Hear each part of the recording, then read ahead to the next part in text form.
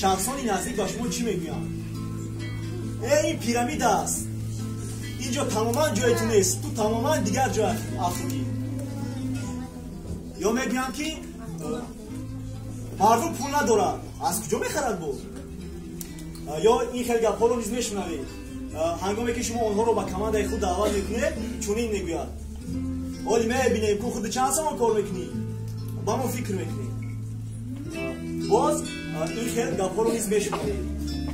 دختر همسایه هم در قبیله کار میکرد، هیچ چی خوب کار نکرد، این همش دروغ است، باور نکنید. یا باز میگوید که ولی سیم سال تو در این دیگه تماما نمیشه، تو خوردی، یا اینکه تو تماما سیم سال رفته است، نمیشوی. این سخنها رو همسایه ها، خویش و تبا، دوستانی نزدیک، بعضی دوستانی نزدیک ما و فکرهای منفی در سرمون بوده به ما میگویند که گویا که خوبی ما رو میخواهند. آنها میدونند که ما باید چگونه زندگی کنیم، چی کار کنیم و چی قدر پول کار کنیم. در این حالت دوستان عزیز، شما دو راه دارید. یکمش این است که بیزنستون رو در یک طرف میمونید و در یگان جا کاری عادی در آمده از ساعت 8 سر تا 5 بیگاه کار میکنید. در خانه هایی که آن نفران زندگی میکنند، شما نیز زندگی میکنید. خوراک هایی که آنها میخورند، شما نیز میخورید. در جویبارچه و کوچه هایی که آنها سیر و گشت میکنند، سیاحت میکنند، شما نیز سیاحت میکنید. سریال ها درباره فیلم های زیبا، زندگی زیبا که آنها تماشا میکنند، شما نیز تماشا میکنید. بله بله، این گونه زندگی را 90% انسان های ناموفقی روی دنیا انجام میدهند. کاری نکنید که از جمله این نفران باشه. و باز شما دویم راه دارید، میتوانید زندگی کنید که خود شما میخواهید، نه دیگران. زندگی کنید که از خوردی آرزویش رو داشتید. زندگی کنید که میخواستید با دیگران کمک کنید، زندگی بهترین رو برای خود سازید. عزیزان من، در شرکت فبرلیک شما را به نهایت کاری دشوار و به نهایت بهترین انتظار است.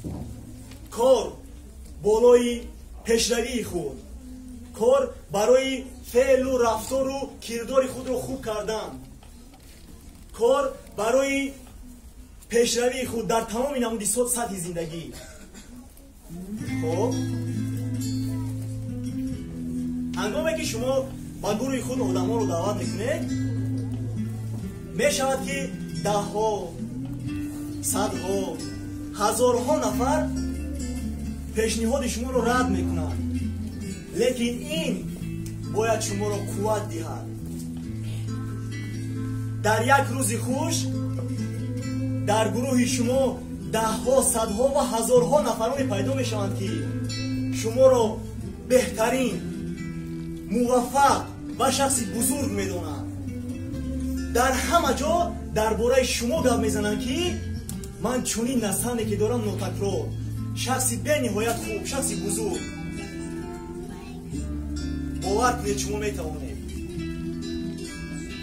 اگر خودی حاضر با خود با باوری کامل گپ زنید که من میتوانم، من میتوانم.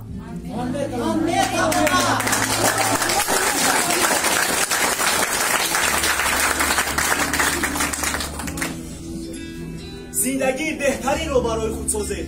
همه وقت حرکت کنید و هیچگاه تسلیم نشوید. زندگی شما در دست خود شماست. چگونه که شخصای بزرگ، موفق و ثروتمند دنیا میگویند، این شعار رو برای خود گرفتند که هنگامی که شکست میخوردند باز از جای بر میخواستند. آنها شکست خوردن رو یکی از زینه‌های رسیدن به موفقیت‌های بزرگ خود میدونستند. عزیزان من، خود را در 4 کون گیرمکه جای نکنید. اما صورت نیست در 4 کون جرمکه باشه. ما باید دانیم که آن مشکلی هایی که در رفت بیزنس در زندگی به سر ما می آیند آنها یک وقتن و می گذارند. مهم آن است که ما باوری را از دست ندهیم. هنگامی که تمام دنیا باوریشان را از شما میکنند هیچگاه باوری را از دست ندهید. هیچگاه. شما بهترینه، شما بزرگه، شما موفقه، شما میتوانید.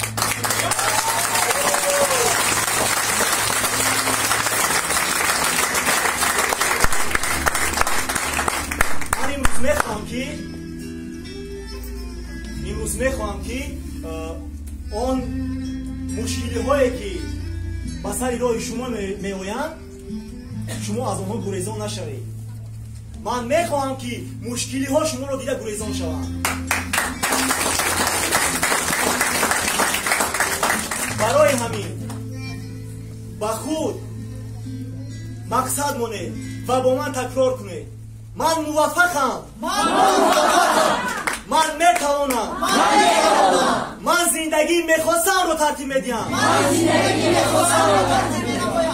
هیچگاه تسلیم نمیشوم و نخواهم شد. این زندگی من است. من بهترینم و لایق بهترین هایم. سلامت باشید.